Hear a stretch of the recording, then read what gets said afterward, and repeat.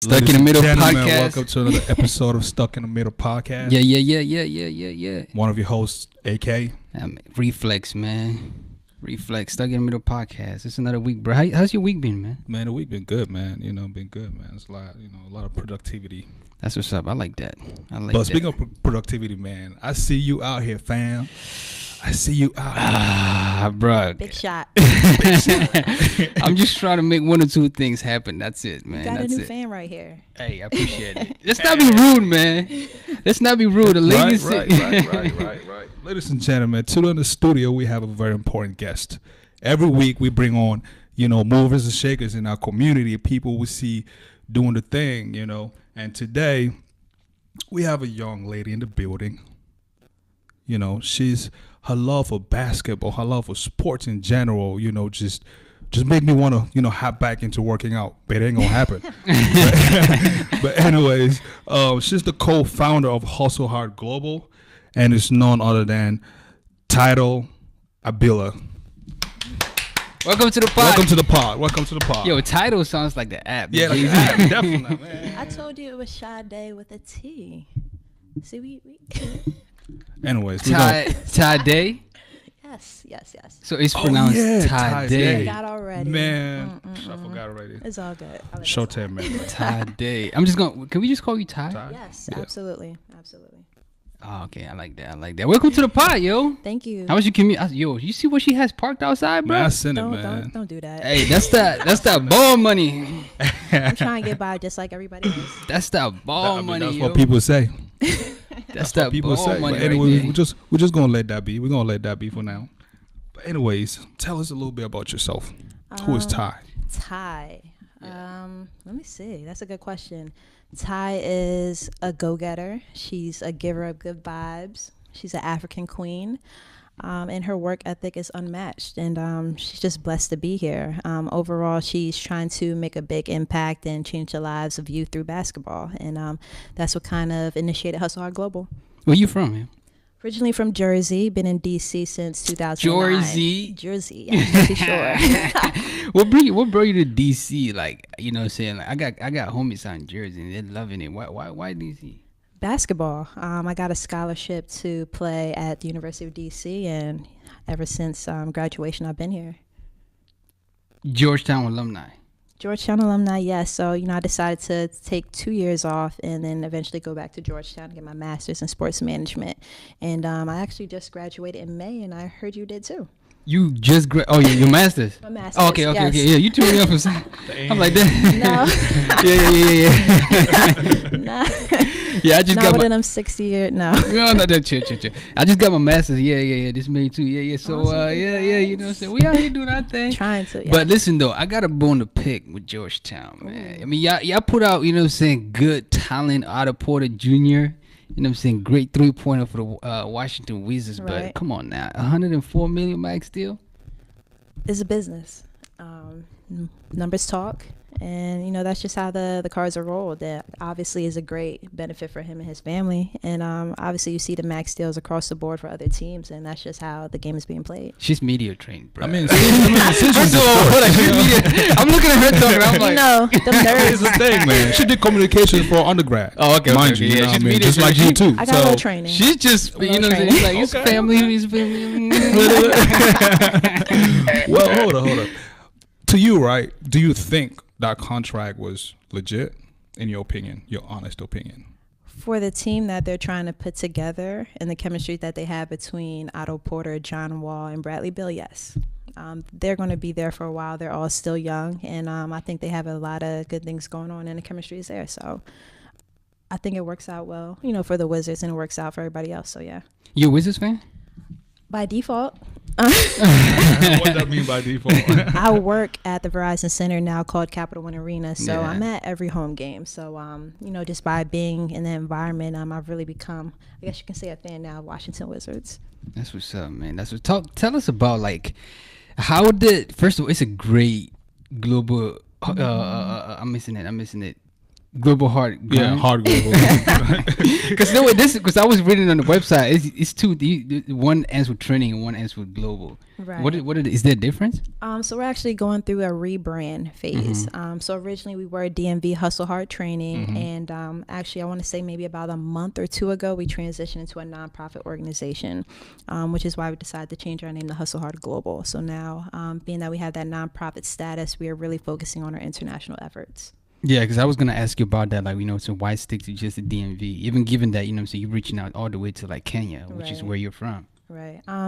Obviously, basketball anywhere, especially in the DMV, is very saturated.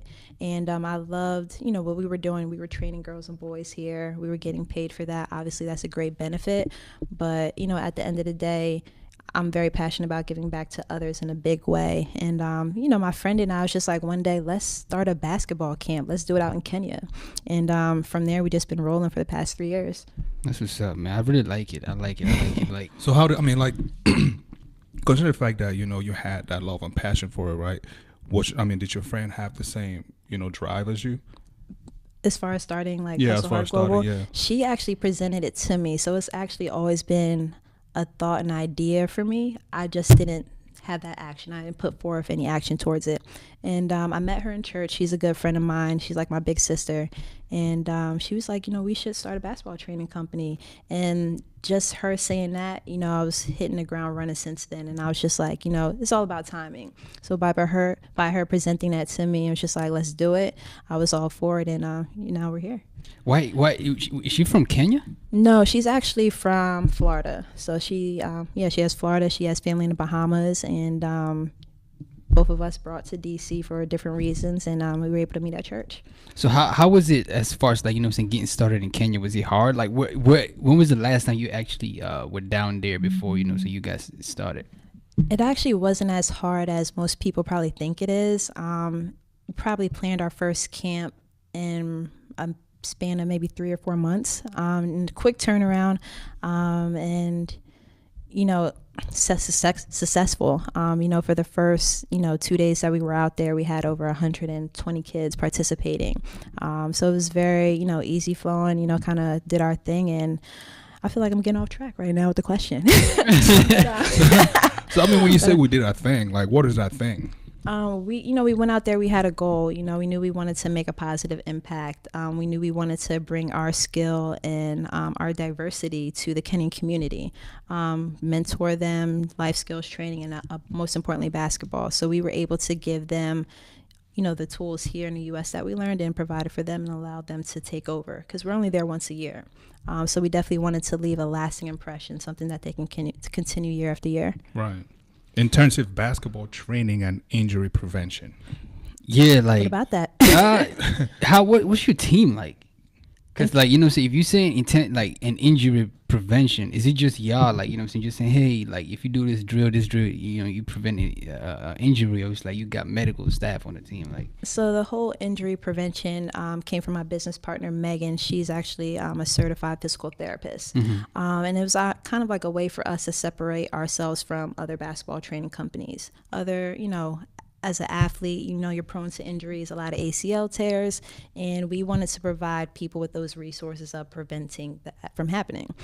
So that's kind of where that came about. But now that we've transitioned to our international piece, we're not really focused on the injury prevention anymore.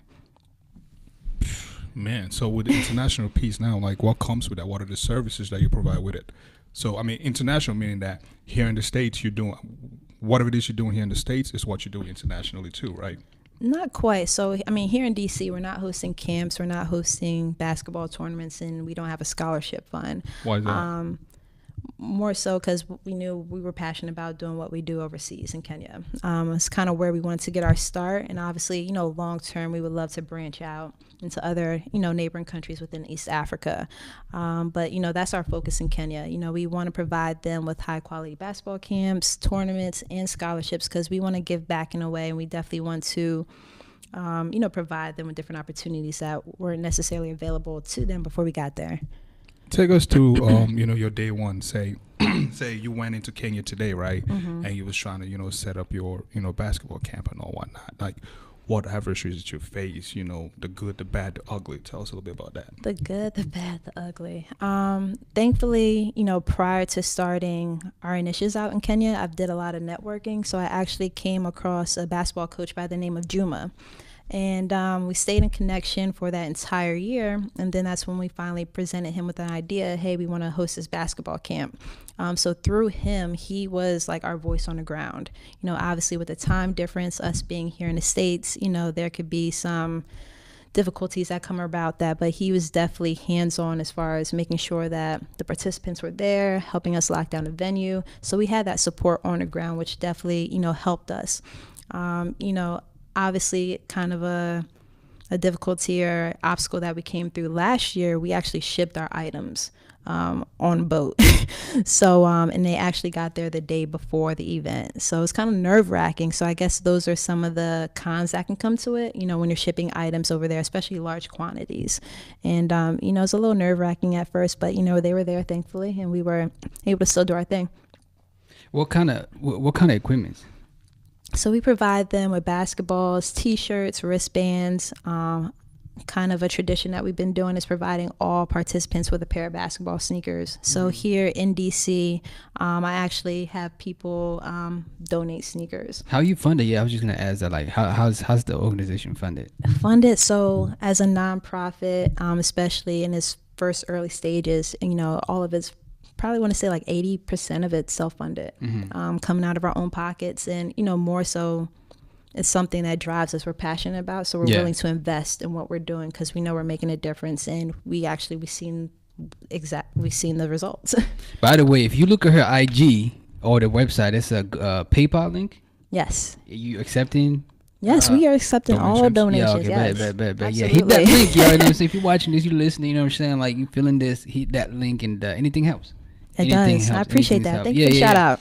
Go ahead. Yeah. Want to ask you about, would you say, like, because I follow the league, and, some great players like, Kobe Bryant speak adamantly against AAU. Not against, but, he has complaints about AAU. Would you say what you guys are doing is similar to AAU basketball here in the West, here in the States? In the States, I'm a product of AAU. Obviously, I played high school basketball as well. There were some great benefits playing in that organization, but it also, depends on your circumstances and your environment. There are teams that are solely focused on win. They're pitting out their best five. It's a competitive environment, but then you also have teams that are trying to get back to the basics, the fundamentals. So I really just think it's where you position yourself on a basketball team. For me, I had the best of both worlds. I was learning, but then I was also put in that competitive environment where it's nothing but competition.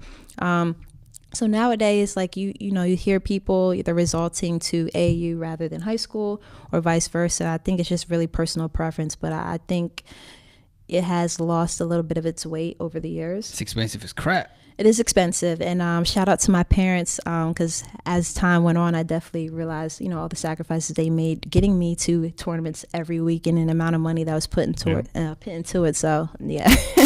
Did you have hoop dreams, aspirations to make it in the league?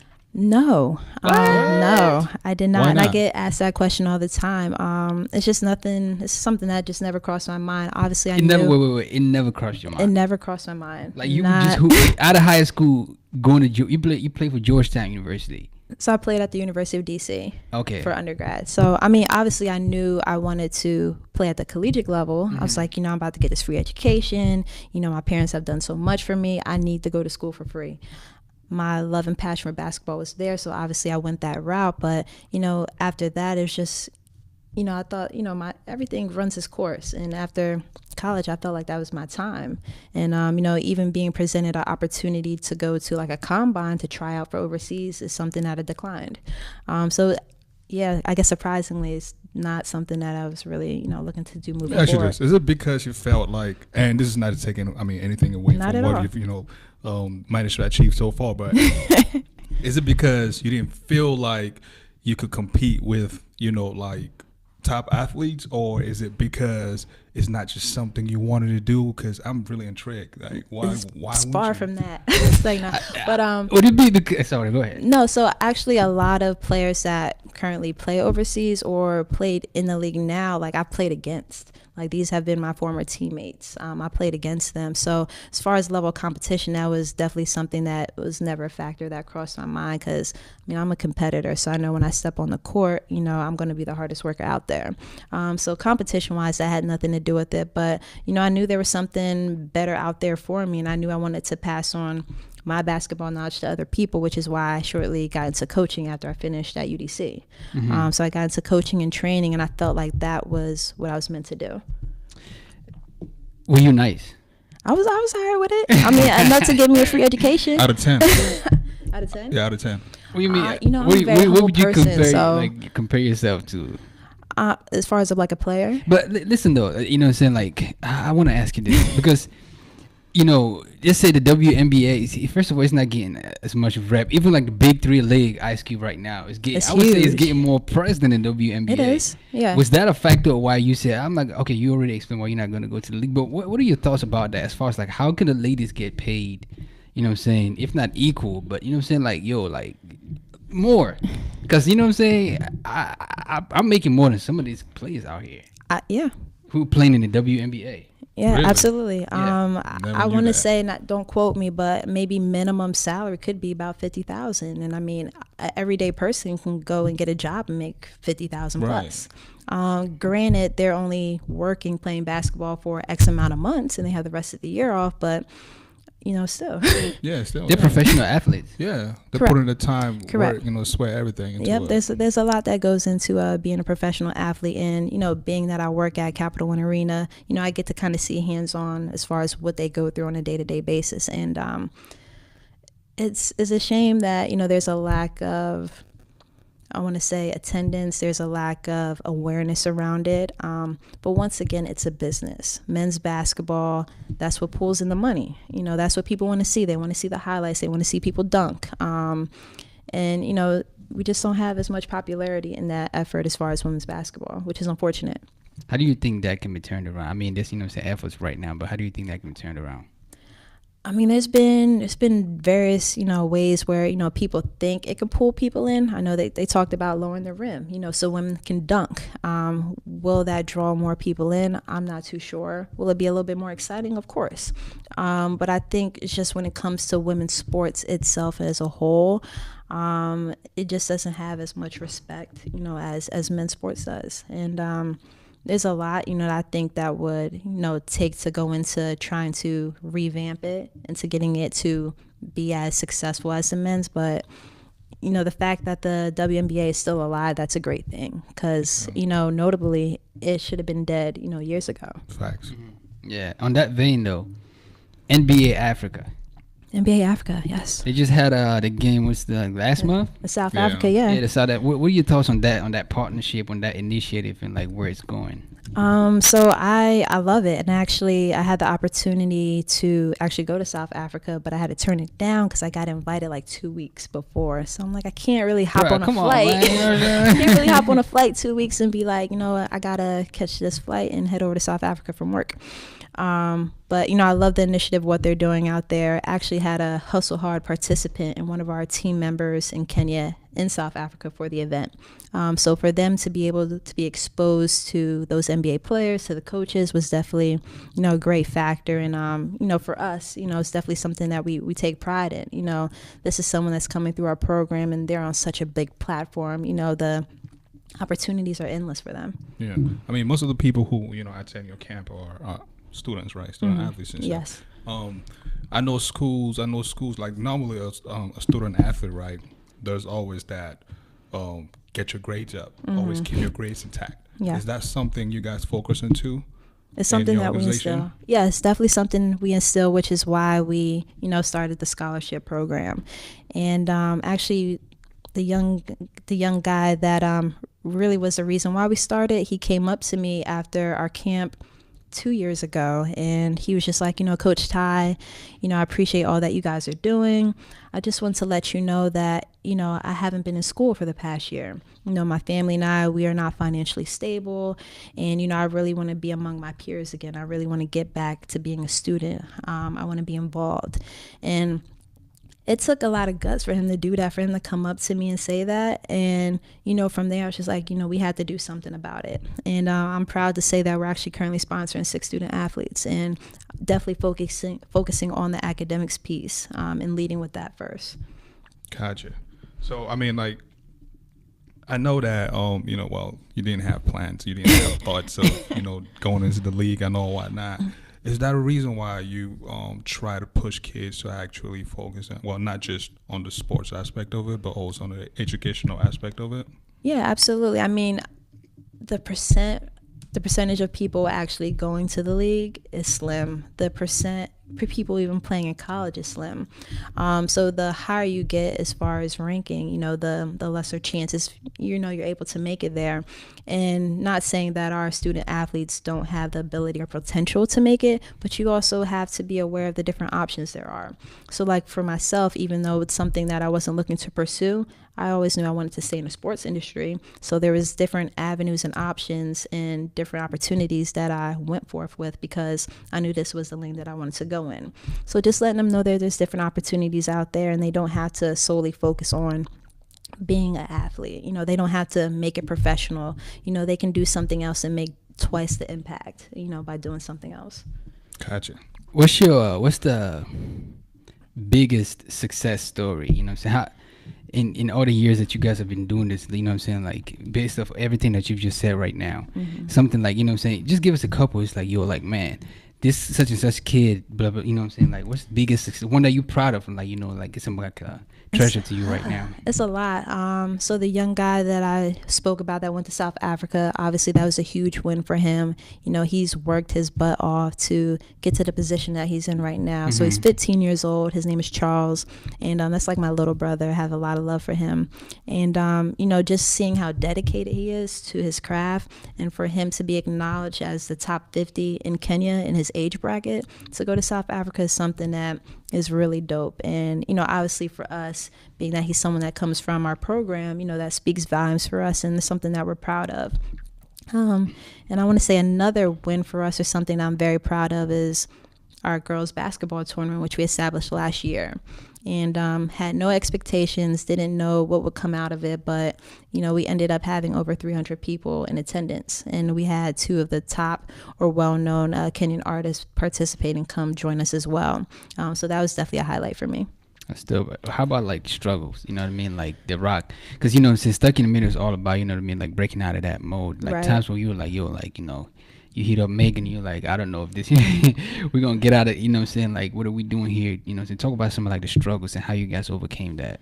Struggles, well, funding. I mean, we're still self-funding our organization now, so I would say excuse me, I would say that's definitely a big struggle for us. But now that we transition into a nonprofit organization, we're hoping that can alleviate some of the funding that we have to put forth, and we're looking to connect with different sponsors and donors who are really is really going to take liking into what we're doing, into our cause, because what we're doing is pretty dope and is good work, and we're making a positive impact. So we're looking for that one person, Nike, Under Armour, if you're out there, you see this, if you want to sponsor us, that would be dope. But speaking to existence. Right? Hey, make it happen. One day, in due time, I definitely believe that. How's the marketing right now? As far as like our efforts and what we do for our events, I mean, as you could see, I'm a little big on social media, so I'm definitely pushing on social media. Definitely connecting with DMV people, because I want to help give back to other organizations in the area as well. So I'm actually currently working with someone as well who can really kind of boost our marketing efforts. But I mean, between social media, done a radio interview in Kenya, really trying to get the word out there, newspaper ads. Article back in Jersey, did a nice write-up about me, an article about Hustle Hard. So, we kind of pick and choose, but definitely looking to, expand and raise awareness around what we're doing. Right. I mean, I was checking out your IG, over the weekend, and, you've met John Wall, Oda Potter. Yeah. Which Reflect is a huge fan of him too. Bradley Bill, what I'm saying? Noted. He's a Wizards fan. He's a diehard Wizards fan. Yeah. You might have to work something out. Okay. What you mean? Oh, tickets. You mean tickets? We can talk. We can talk. Because I ain't never been in a booth. Really? Man, listen, I'm the biggest DC sports fan. Sadly, why do I do this to myself? Yeah. So do Why? you believe in like that playoff curse? It's like we get to the playoffs. I don't believe in no curse, All right, man. We okay, good. We all just right. need to build our teams. You know what I'm Hey, saying? okay, we'll I see still what think happens. y'all not gonna win the divisions, man. But Who's your anyway, team? Hey, huh? Who's your team? I don't have a team, man. Okay. I just, this man, he just watches sports. I Just just watch watch sports, man. casual See, fan. just to get I casual. just bet here and there. Matter you of fact, know, if I said, anybody's "Shout out watching to this right now, let me know how my skin's doing, man. but But nah, I mean, being that you met these people, right? Like, do you talk to them about, Hustle Hard Global? I'm very strategic about how much I talk about Hustle Hard, especially at work, because I'm still fairly new. Right. So I started full time in March. So there's certain things where I'm able to kind of leverage my relationship with them. So for example, the Mystics, I was able to get the entire team to autograph basketballs for us. So these are basketballs that we're going to use and provide out to the participants of our basketball tournament as like an MVP or just, most valuable player MVP or just kind of that standout person. So kind of little things like that, inch by inch, but being very strategic about it, because I don't want to come up in this space and just be like, hey, hustle hard, what can you do for us, type of thing. right. Like, what I'm saying, if you like setting up like have them come out to like, I don't know, like a camp, would that be hard? Game. I have like what's that girl they just signed over the summer, and she's like tall, she's like real pretty, and she's like no real idea. nice For what team? for the Mystics. The Elena Deladon? Yeah. Okay, yeah. Like So, have her come out, you know what I'm former saying? I'm sure the MVP, kids, yeah. you know what I'm saying? I was watching I was gonna say Misfits. They just made the playoff. Yes, so Yeah, they so I was actually, watching is it it. no, they play at 5. Today. Second round of playoffs, single elimination, so they have to win tonight. Should have won Yes. the last game. They did. Yep, so they're I like in New that. York right now today. Yeah. I like that single. Yeah, that 7-game NBA The stuff, format man. is changed, but I think after the second round, if I'm not mistaken, then it'll be like a 5-game. My humble opinion, I think women play pretty basketball than men. Well, yeah, good basketball than men, in my opinion. If you actually see how to play, how to move and stuff, We're it's more actually fundamentally neat. sound. Yeah, it's more neat than men, in my opinion. Most people will not like that statement, Yeah. but Gotta make it look sexy. hey, I don't know, man. I saw one girl dribbling the other day. I was watching. I was like, dang. She was a point. She was running point. I'm like, Not- okay. you had that thought in your head like, man, if I stand in front of this girl, what's gonna happen? Hey, bro, she gonna cross me Cross you up. out. You gonna cross She you gonna out. cross me up. I know that for sure. It's like what John Wall did to Lil Duval. Yeah, oh, that was Ooh, funny. yeah, I saw that. That was funny. There was way too many memes coming out of that joint. yo. You had to know that was coming. Like, I feel like people just sit at their laptop just waiting for something to pop off, and they just click People with make it. a living out of that Dude, stuff. it's crazy, man. I saw a dude, you know what I'm saying, like, sorry we deviating, but he gets paid to do memes. Wow. Big money. Like this, you know what I'm saying? Like, and that's his living. I'm in the wrong field. You know what I'm saying? Like, it's crazy. You know, somebody might be listening. It's crazy because he started off in like, he's actually like low key.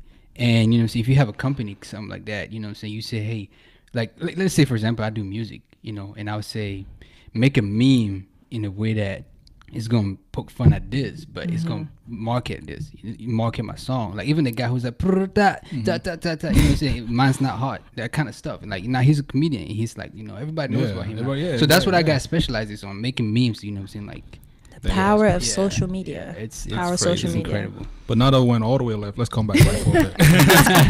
Let's go back Thank to you for that. But now, on your website, you said, you help, kids 10 to 18, Right. develop basketball IQ, court decision making, signature moves, shooting techniques, footwork, etc. How do you get a young man or a young woman to actually learn all these things? Because I believe that some things are given, like Right. it was born talent, Right. and some you learn, Right. but there's certain things that you just can't get a human being to do. How do you get people to that point? It's being patient. It's a process. Actually, there's this young girl. She's 9 years old. Just getting into basketball, and she has the techniques down. She's fundamentally sound. It's just being patient. It's not going to happen overnight.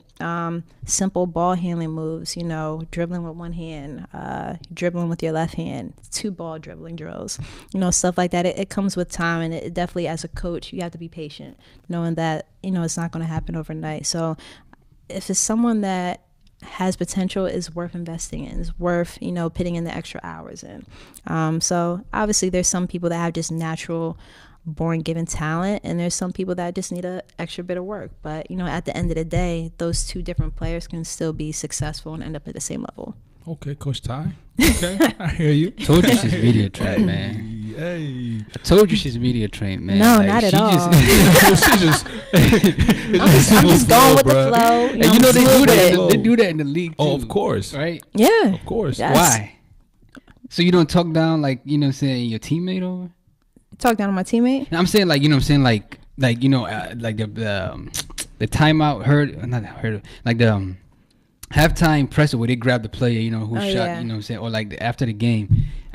They're coached up a little bit. Yeah, absolutely. Why? So they don't talk down like if somebody suck, you don't be like, yo, you such and such a did bad. We were there, what I'm saying. So you're gonna be like, sometimes I had a few mistakes, but we gonna get better.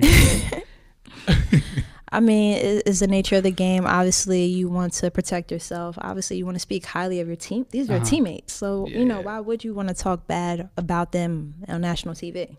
So I'm sure there's conversations that are held in the locker room that we don't know about. But, as far as that presence, that's something that, they're coached on a little bit. Some of it comes naturally. But, you definitely do have to have a good representation of yourself in the league as well, which is important.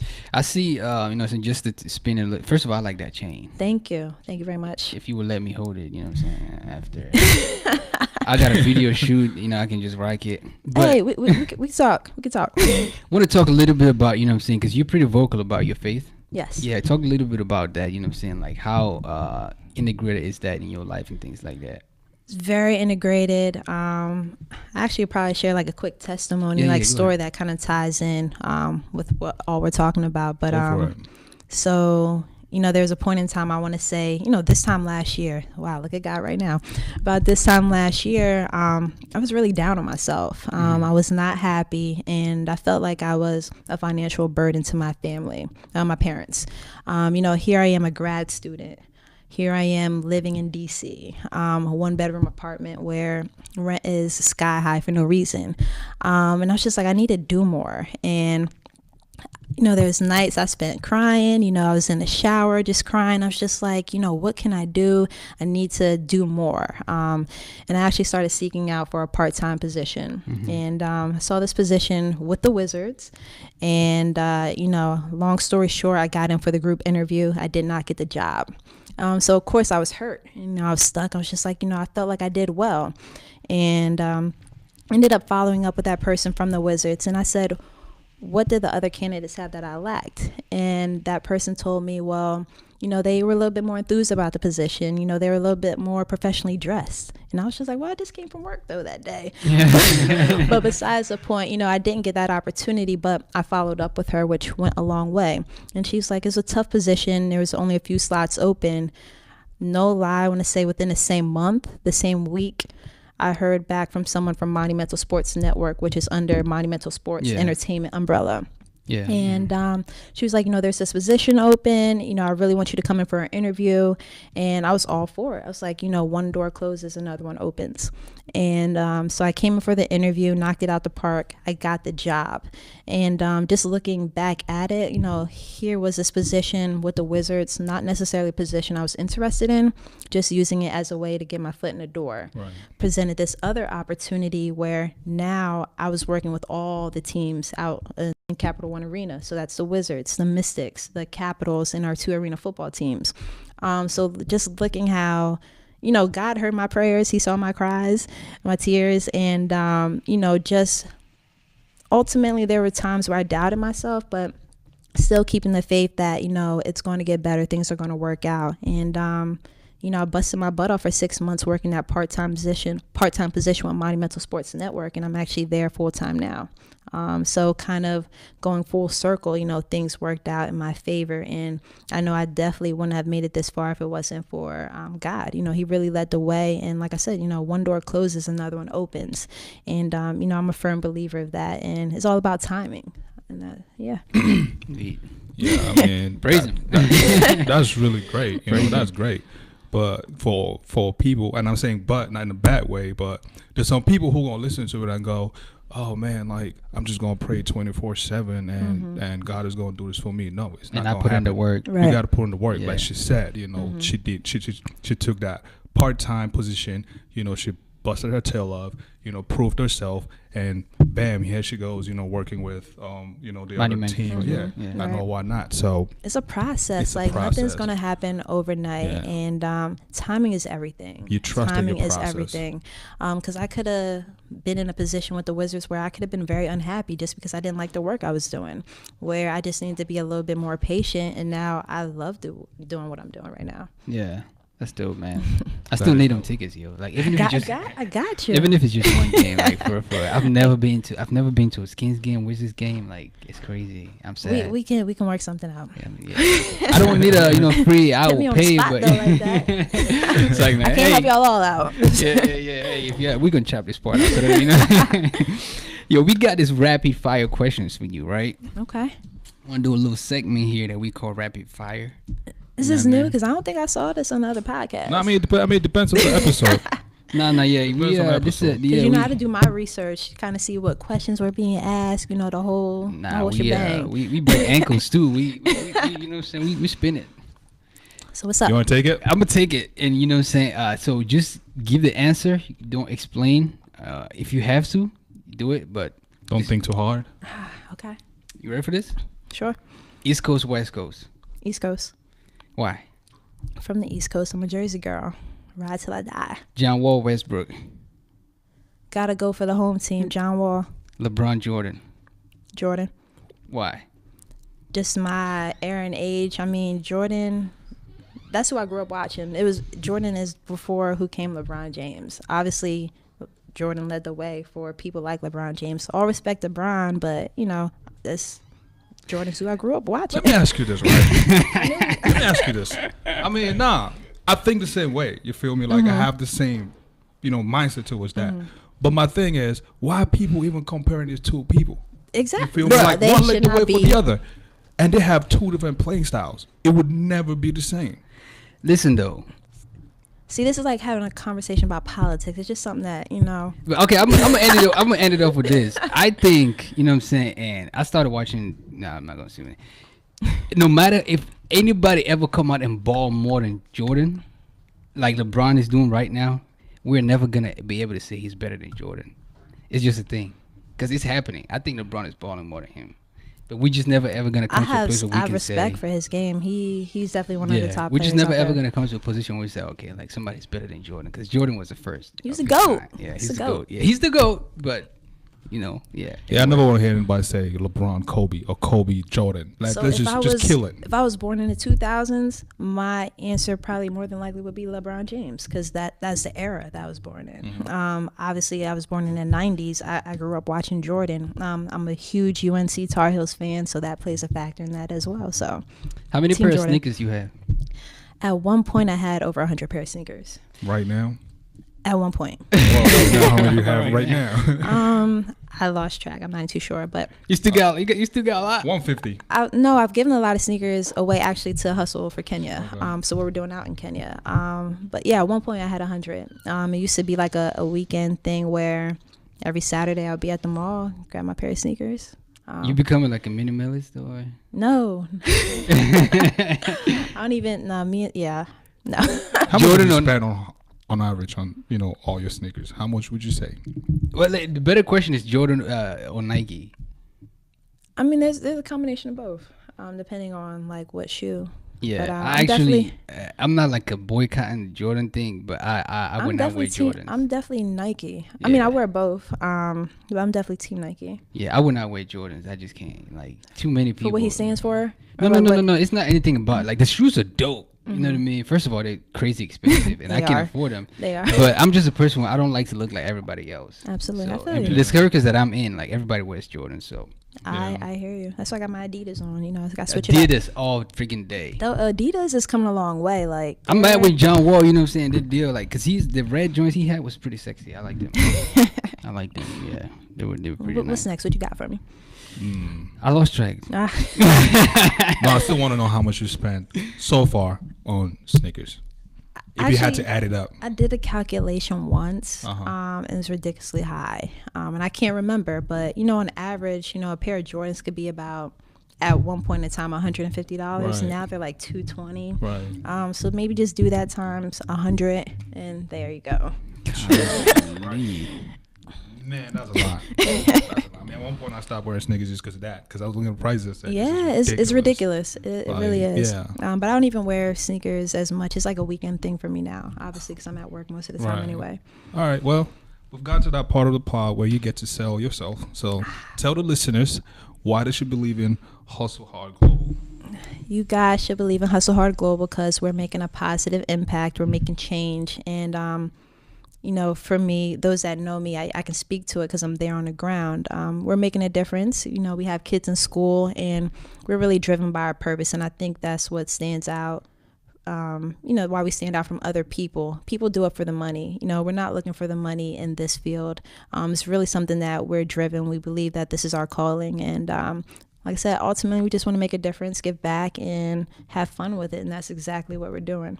What t-shirt are you wearing, by the way? I like that joint. So my friend, David Garving, he has his own clothing line called Humility Clothing, and he just launched his fall line a few days ago. So I definitely wanted to represent for him, show him some love, and actually it's one of my favorite shirts right now. So yeah, that joint's pretty nice. Yeah, throw a Cameroon flag, Yeah. It looks like it's all East African, man. No, this is like worldwide. So Worldwide, we have yeah, like yeah, Germany, Germany, blah, blah, blah, Brazil, Italy. We don't have no African countries on here. We have to talk to him about that. Yeah, talk. Still want that chain, you know what I'm saying? I'm asking for too much, dang. Tickets, now her chain.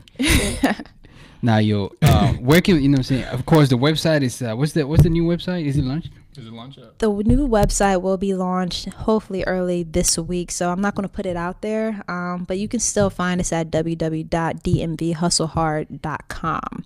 But just know that we're going to change that over probably within a few days. Yeah. I like the FAQs section too, so Thank you, put that thank put you. that on the new joint. We'll do. Noted. Yeah.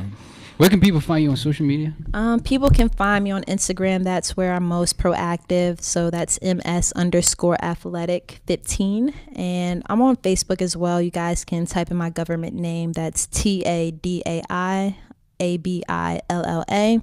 And I've neglected Twitter, so it's the same as my Instagram handle, but I'm really not on there. Yeah, anymore. your last tweet was like, I don't know, ages Like, ago. people still use Twitter. No, yeah, Twitter's cracking. I'm not on Snapchat. Like, I'm so loyal Yeah, to Snapchat Instagram. Snapchat like, kill your battery, don't you? Really? Yeah. So yeah, I'm just find me on Instagram. Yeah, sliding it, you know what I'm saying? But By the way, you friends with Idea Gay? That's my best friend. Oh wow. Yes, that's okay. my best friend. Yeah, Go, because best she friend. hit me over there talking about you better not bombard her with questions like y'all did me. I'm like, what? So and I listened to her podcast too, and I was like, if I get some of these questions, say no. But no, I enjoyed it. The questions were straightforward. They were good. I'm having a good time. Nah, so. we like what you guys are doing is awesome. Yeah. Like it's great stuff. You know what I'm saying? I'm all for Africa and appreciate you guys. You know what I'm saying? Branch Appreciate out. You you know what I'm guys. saying? I hope, you know what I'm saying, by the grace of God, that you know what I'm saying, it'll be monumental in the way that, you know, so you can branch out of Kenya to other African countries. Yeah. It's in the works. It's in the Yeah, works. definitely. Actually, our tournament that will be taking place this year, we have 3 African teams. We have Tanzania, Uganda, and Somalia joining us. So Yeah. that's a part of that. Sergi Baka. Yes. Ba Amute. Who else? Who else is in the league that's from Africa? Lil Dang. Luadeng. It's a lot of people. Victor Oladipo. Yeah, him Oladipo. too. Yeah. Represent. There is a lot of All us. of you people. We need, hey, come In to the Team sound Hustle of our Hard. voice, Hustle Hard Global 2018 forward. Ale. Let's Yes. make it happen. Definitely. You got Ty, appreciate you for coming on the pod. Thank you for It's having been, me. It's been a great pleasure. Come Yeah. back. I definitely will. Like, what you guys are doing is really dope, and I actually wish we would have met a little earlier, but I'm definitely hopeful that our paths will cross again because you guys are doing some amazing things. Appreciate it. Appreciate it. Yeah. Hey, Stuck in the Middle podcast. Woo woo. We out. Peace out.